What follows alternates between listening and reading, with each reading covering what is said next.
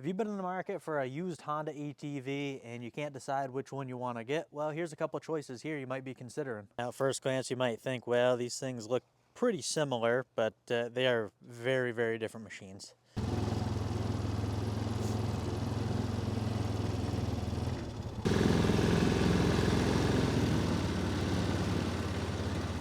Now, both of these things are in beautiful, beautiful shape. This right here is a 2005 Honda Rincon 650. This thing has a little under 1,400 miles, but you wouldn't know it. This thing's almost in as good a shape as the Hondaforeman 500. This is a 2011 Hondaforeman ES 500 with the power steering.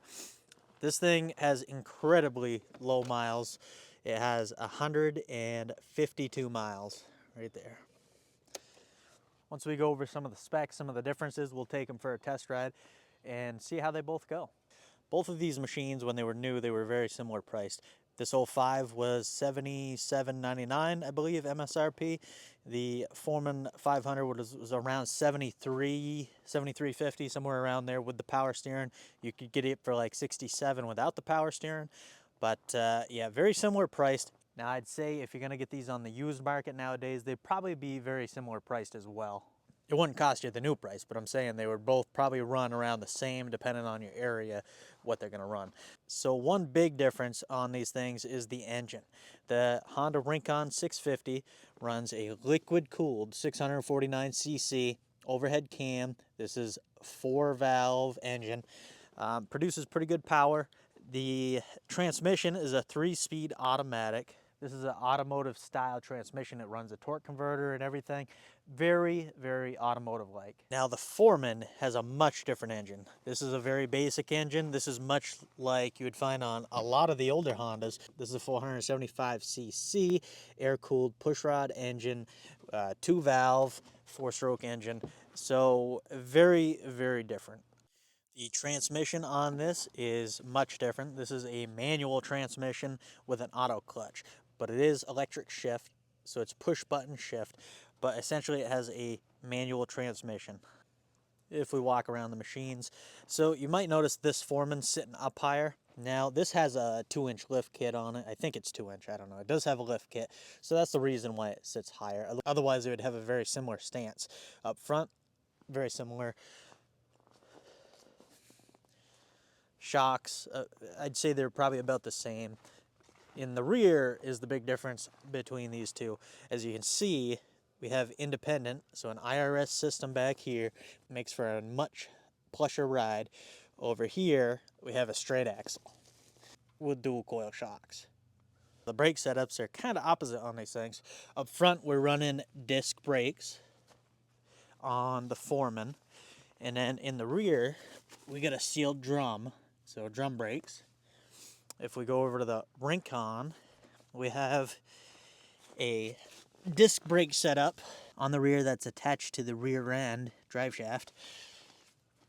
And then up front on the Honda Rincon, we actually have drum brakes, as you can see. So a little funny, kind of opposite. Front drums, rear disc, front disc, rear drums. Now, don't get me wrong, these are both great machines. I've seen people work the daylights out of either one of these. I've seen people trail ride either one of these, and they go great. However, they both have their weaknesses and their strengths. Let's take a test ride, and I'll tell you all about them. We'll start off with the Honda Foreman. It is a little chilly out this morning, so I went ahead and put on my winter jacket and gloves. So let's go ahead and fire this thing up. They're both carbureted machines, so when they're cold, you got to choke them. But these things are, like I said, they're warmed up, so they're ready to run. The gauges are going to be very similar, if not identical, on these things. And the layout, I mean, if you just look at the layout, they're very, very similar. Your two-wheel drive, four-wheel drive buttons right there. You got shifter buttons right here, your headlights. This is the same hand control as that one. That one has an extra button on top of the throttle block for your EPS or your auto mode. This one doesn't have that. So let's go ahead and take it for a ride and see how she does. shift her up into first. As you can see, like I said, it's a standard, but it's an auto clutch. So once you put it in gear, it'll just stay there because it's got a centrifugal clutch. And then when you increase the RPMs a little bit, it'll start moving. So let's go ahead, give her a whirl. Now, this, as you can see, first gear, pretty low geared. This I would consider a work machine. You can obviously trail ride with it. Now, you might be wondering, why the heck do I have a machine that has 152 miles on it? Well, if you haven't seen the last video I just did, I actually had to rebuild the engine on this. Now this, I just barely did that video, so if you want to check, if you haven't checked it out and you want to check it out, I recommend you do so. But basically, somebody had put the oil filter, they did an oil change, they put the oil filter in backwards, and that is what caused this thing to blow up the top end. So we're taking it for a test ride, make sure she's all good right now after I rebuilt it with all OEM Honda parts. So as you can see, I've applied no brakes, and this thing will creep down the hills when you're in first gear.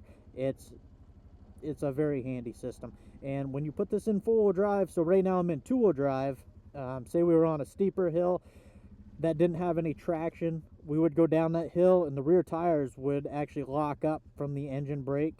If you would just throw it in four-wheel drive, that would deliver that engine brake in to all four wheels. But we don't need four-wheel drive right now. Actually, you know what?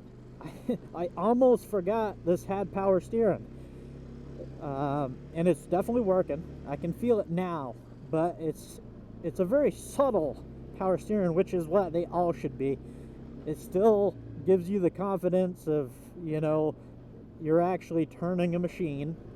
You get on some Polarises, don't get me wrong, I got used to them and I like it, but when you first hop on a Polaris, when you haven't been on one with power steering, it feels like you're not even turning the wheels. It's so easy. This feels like a Yamaha to me, which I prefer. But this thing is super smooth, actually, and a very quiet, for an air-cooled engine, this thing's very quiet. Of course, it's practically brand new.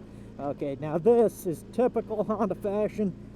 The ground is definitely starting to freeze up, and you can tell that this thing is just bouncing all around. This is going to be a little worse than stock because it's got the lift on it, which puts a lot more pressure on the shocks, and I'm not sure they are. You can adjust the preload, so I don't know how much preload they have on them, but super smooth engine. There's like no vibration through the handlebars, you know, for being an air-cooled engine. These 2011 Foreman 500s have certainly refined them compared to the older 400s, 450s. I have owned one Hondaforeman 500 in the past. That was an 07, I believe. Pretty much identical to this thing, other than mine didn't have the power steering. And I tell you, that power steering is very, very nice. Go ahead and shift her down to neutral. I mean, just listen to that engine, if you can even hear it. Super quiet.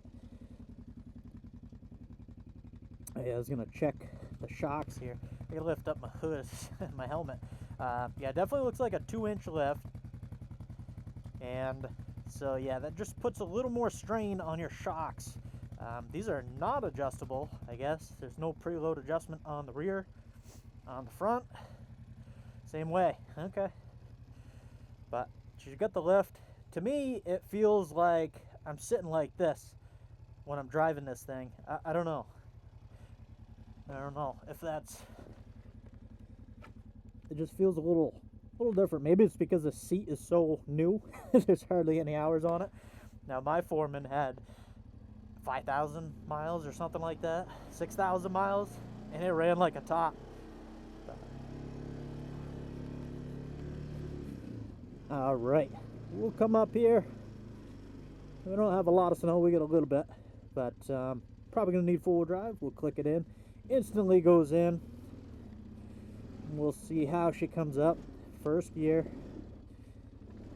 a little off camber here.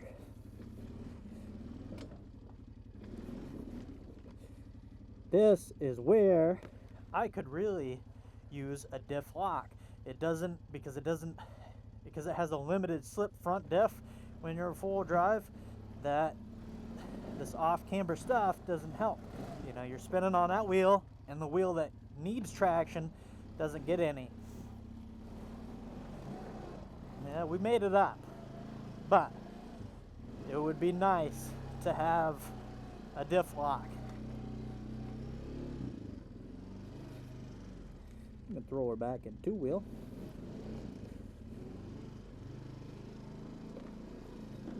Now, neither one of these machines, the Rincon or this, have diff locks, so they're pretty evenly matched right there.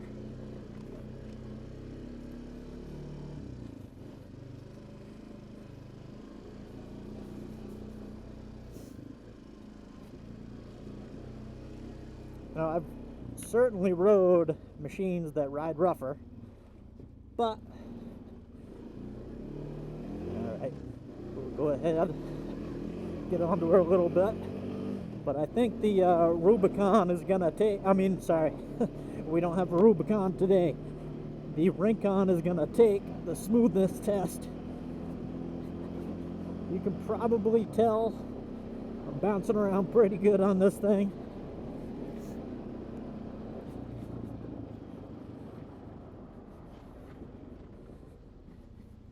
Strange to have a Honda with this good of brakes.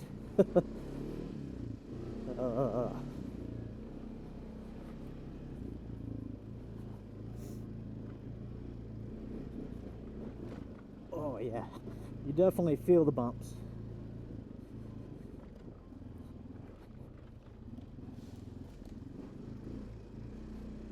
I actually haven't been around this little loop in a little while, so I'm expecting there to be some trees down these that can move out of the way.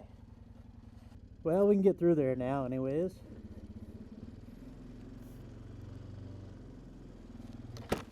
Oh. All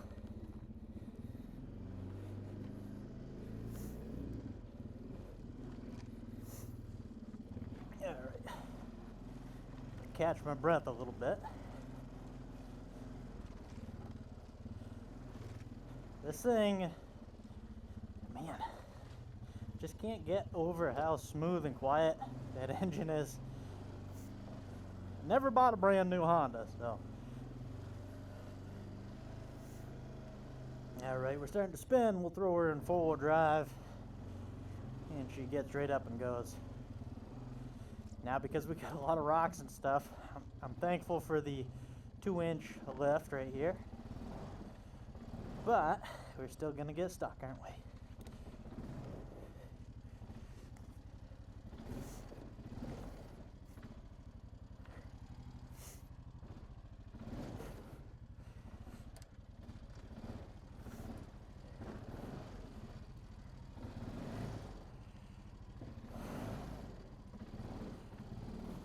There she goes. Popped up. All right. Visor's like fogging up, cold out, I got hot breath.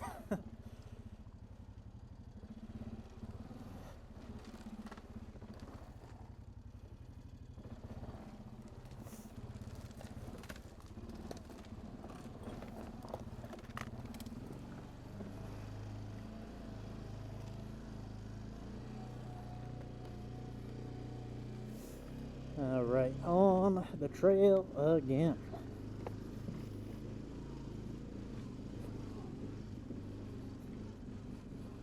Nice little loop to test the machines out. Like I said, just rebuilt the engine. Don't want to send her on her way and have her come back because who knows what, you know.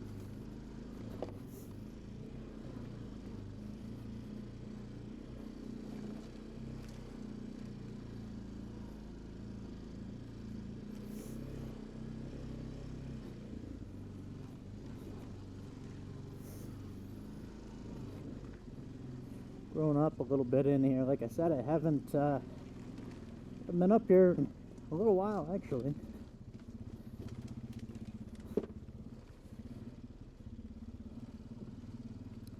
Now, I'm just putting right along. I'm in second gear here most of the time. First gear is just too low. That's first gear. You know, you're revving up, just driving 5 miles an hour. So, second gear is pretty much where you want to be on this stuff.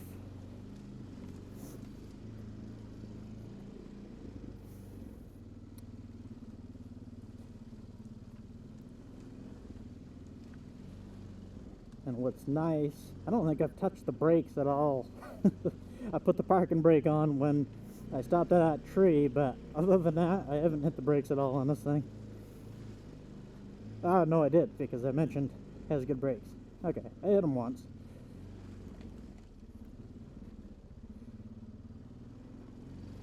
But coming down this, I mean, second gear, it slows right down. And this is fairly steep. I know it may not look it on the video, but in person, it is fairly steep. And you can see we're just crawling. Drop her down in first. We'll come to a stop pretty much. The weeds just grow right up when you don't use these trails. Now we're on the open path. Get onto her a little bit.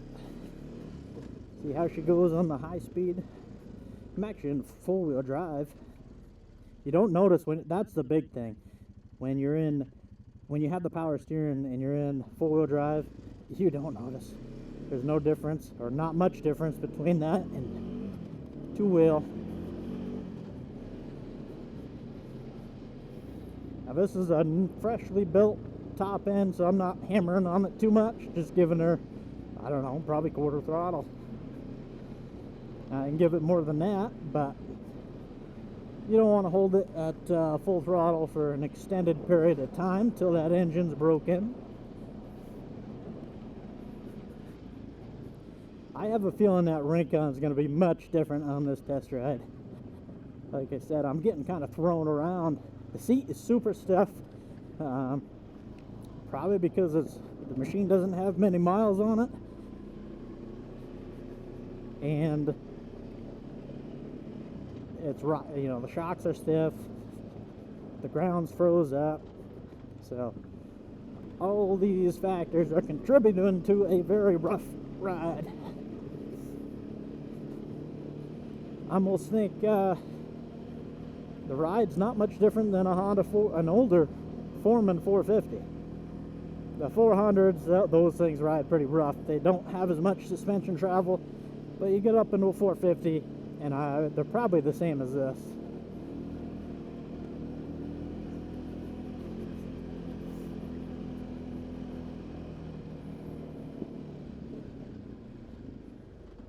We'll just shift down, never touch the brakes at all.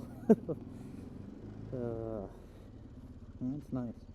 I'd like to say I'd do a top speed test, but I'm not going to do a top speed test on this thing because it's not even broken yet. But we'll get her up to speed, see how she runs at 5th gear. There's no tack on this thing, but you can tell easily shift, and we're doing 40. Just getting along. I believe my 05, you know, like I said, I'm not touching the throttle much, but I believe my my 07 get up around 58, 59 miles per hour. Now the engine is certainly screaming at that point, but it'll get up there. If you do come to any kind of incline, you'll slow down pretty good because, I mean, it is only a 475 cc air-cooled pushrod engine, so pretty basic engine. We're gonna go straight from this thing to the Rincon, so we got this fresh in our mind, and see how that goes.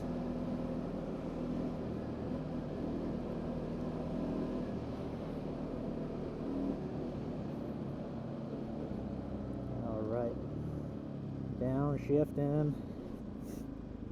Supposed to be, I don't know, gonna be in the 30s at least today, maybe 40. I don't know if it gets up that high, but this stuff should melt by then. There she goes. Shut her down and hop right on the Rincon. Now, big difference with the Rincon. Fired up. She fired right up. Has been sitting for a minute. You need to just let this thing warm up before you take off. That transmission is run with fluid in it. So that's how the transmission works. That's just a clutch with gears. So you can get on that thing and go. I still recommend warming them up to get the oils flowing. But this thing, like if you would just take off, sometimes it'll stall. Sometimes it's just very, very sluggish because all that fluid is not warmed up to operating temp yet. So especially on a cold day like this, you're going to want to let it warm up for, I don't know, at least a few minutes before you take off. So I let her warm up for a little bit, and now we're ready to take off. Another thing with these, like I've drove quite a few Rincons, I've owned a couple. When you shift this in gear, shift it in a very quick, positive manner. Otherwise, it might grind. Just do it very quick. No second guessing yourself. Same thing, reversed, very quick. Otherwise, I don't know, they don't like going into gear slow. So real quick, then you're ready to go. You can see this thing wants to take off a little bit, but we'll go ahead. We're running in auto mode right now. We have ESP where we can control the shifting. It just holds it back in that gear. We're gonna run auto mode because that's how these things were made to drive. And we'll take off. You can tell a huge difference on the power wise when you're giving it just a little bit of throttle. The air cool, that one might seem a little torquier because you're a geared transmission where this is run fluidly, but you can tell when you give it some throttle, you get a much bigger engine under your knees here. So we're gonna test. So this thing just wants to take off. We're probably in second gear. We'll drop it down in first, and you can see the engine braking much less effective than the Foreman. We actually sped up down the hill from when I let off the throttle. I'm going to put it back in auto mode. Now, whenever you switch back and forth, you can be at a rolling, you can be rolling, but you want to let off the throttle and switch it over, and then it'll switch over fine. And you can hear it holding back in first gear right there, and then it just shifted up.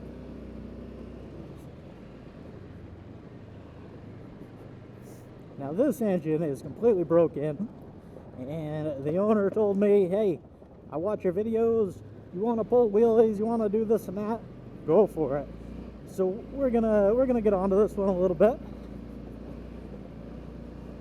This thing is in beautiful shape though. I mean, like I said, it's almost it looks like that 100-mile machine, and it's got 10 times as much miles. But so right here is where I feel like it's a little boggy because it's stuck in second gear. If I'd give it more throttle, it would probably downshift or give me more power anyways, but I don't like the 3-speed. Never have. I don't think I ever will. If this thing was a 5-speed, great. Even a 4 would help. But first gear, let me show you first gear. We're in second. See, it's going up second. It should be in first there, I think. But first gear right here. And this will hold it in first. See how fast we can go in first gear? It's starting to rev right there, but 20 miles an hour, it's just too high, too high. We'll put her back in drive, let her do her own thing.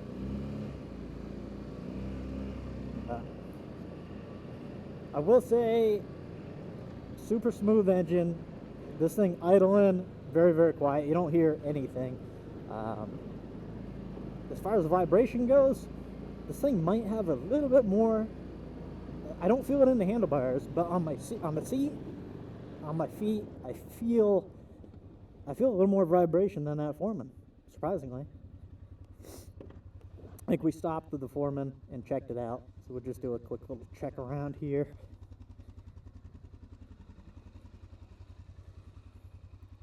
I'm not knocking this thing. I do really like the Rincons. I would like to own either one of these things. We're going to need full drive to get up that. I think we're gonna want a lower gear going up this thing, but we'll see how it goes. So right here, that first gear, especially when you're stopped, it would just be nice, like that Foreman. See, like, the engine kind of doesn't struggle, but you can tell, actually it went over that way better than the Foreman, probably because of the IRS system. I gotta tell you, the steering, like if I didn't know this one had power steering versus that one, I really can't tell. Like it's a little harder, but not much of a difference. Do I think, well, what did I say, 67 versus 53, 67 versus 73, so you're paying an extra 67, 3, like $600 for the power steering. Is it worth it? Well, I don't know, that's all up to you, but to me it's definitely not needed. If you have the extra money, why not? Now you can just tell I'm going much faster. I'm not trying to go fast on these, but I'm going at a comfortable pace, 30 miles an hour, and I'm not getting bounced around like that Foreman. That's why, so it did downshift. I hit the brake, it downshifted a little bit. That's why this thing makes for a superb trail machine. If I was trail riding, I would pick a Rincon every time over a Foreman. Now, if you're going to be mudding and, you know, going along those lines where you're going to get water, you could get water in the engine, this is not the machine you want to do that to, because it'll mess that transmission up very badly. Obviously, people do it all the time with these. They put big red gear reduction systems in them, and you can do that. Oh, I hit my helmet again. I don't know how big my head is with this thing. You can do that. However, it's just, I don't know. It's a very expensive transmission to repair, so why damage it? The Foremans, you know, you drain them out and you just go. So right here, we're in first gear. When it gets into this like boggy type of stuff, as far as the mud goes, we'll put it in full drive, but you can just tell it's like shuddering, and I would say first gear on this is almost like probably in between like second and third on that Foreman. You've got more power though, so yeah, I didn't want to go, we're a lot lower with this thing. I'm not gonna go over that because I will get stuck. It does have a winch on it, but I don't feel like pushing, so we'll go this way. Should be able to get over this pretty good. There we go. Nice and smooth, kind of.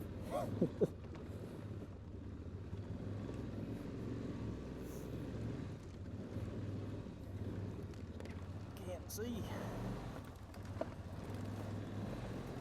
Climb up over this.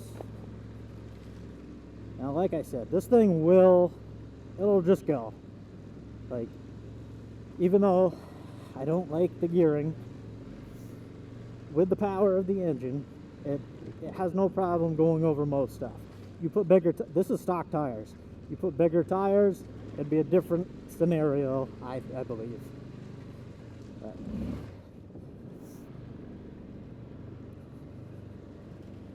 the owner of this thing has 4, does he have 4? No, he has 3.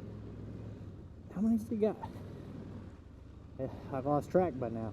He's got a black one, he's got this green one, he's got a red one, and he's got another red one. That was a parts machine. So he's got 4 of these things. So he obviously loves his Rincons, and he had one just for parts. You can probably throw this thing back in 2-wheel. And you know, he decided, you know, while they're all up there, you might as well get that parts one going too, and I'll run that. It won't be a parts machine. So we'll do that. And then we got a 4Trax 300 that he brought me, and we'll fix that up.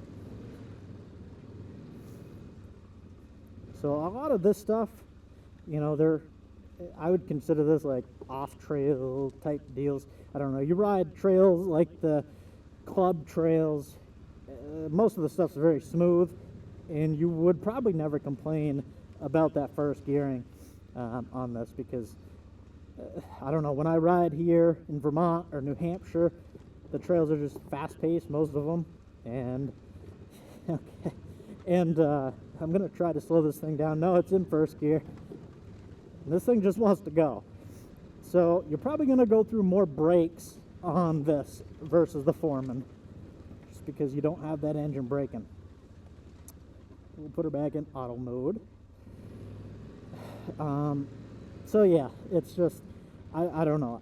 If I was riding trails in New Hampshire or Vermont, I'd pick the Rincon every time.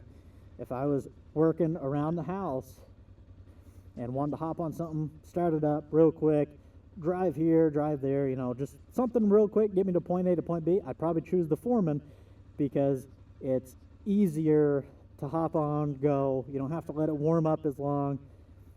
So that would be my choice. Let's go ahead on the fast-paced trail, and we'll see how this thing goes.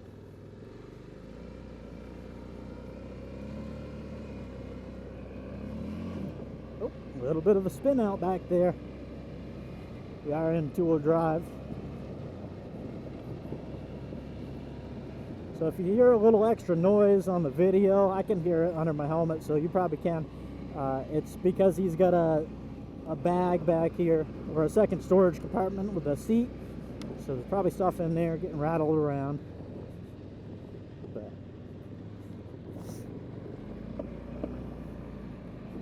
like I said, no comparison in machines on the ride.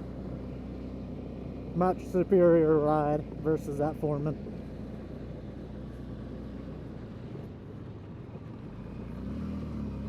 So right there, I give it like a quick snap of the throttle, not much, just quarter throttle, and it shifted down and it's ready to roll.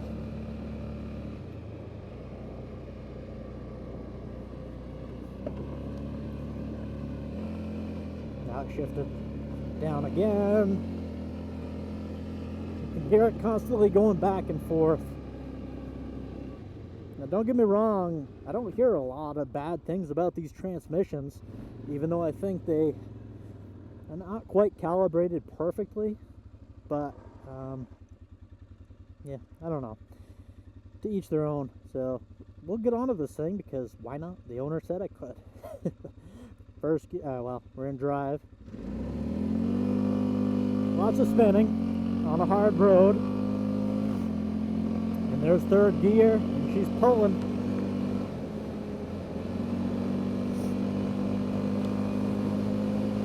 I did let go of the throttle there. Now we're doing what, 58, 59, there's 60. These will do low 60s.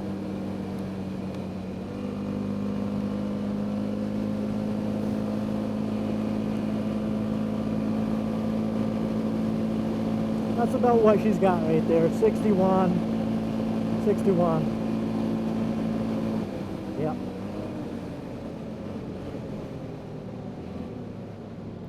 And there she is. Beautiful trail machine, beautiful machine. Like I said, I'm not knocking this thing because of the transmission. That would be the only downfall to me. But both great machines. These are both beautiful machines. Love the shape of them. You don't see, I don't know, a lot of people buy Hondas. Some people take super good care of them. Some people just work them to death, and they don't look so good. I know my 500 Foreman did not look like that. It even the sidewells, they took those off, the plastic footwells, and they welded like metal rebar on it. It looked horrible. That's the first thing I did. I cut those off, bought some footwells, and it made it a lot better, but it still wasn't in as good a shape as that. Anyways, I hope you guys enjoyed the video. I know some of you guys like the repair videos, but we'll throw a test ride video in every now and then, and I'll catch you on the next one.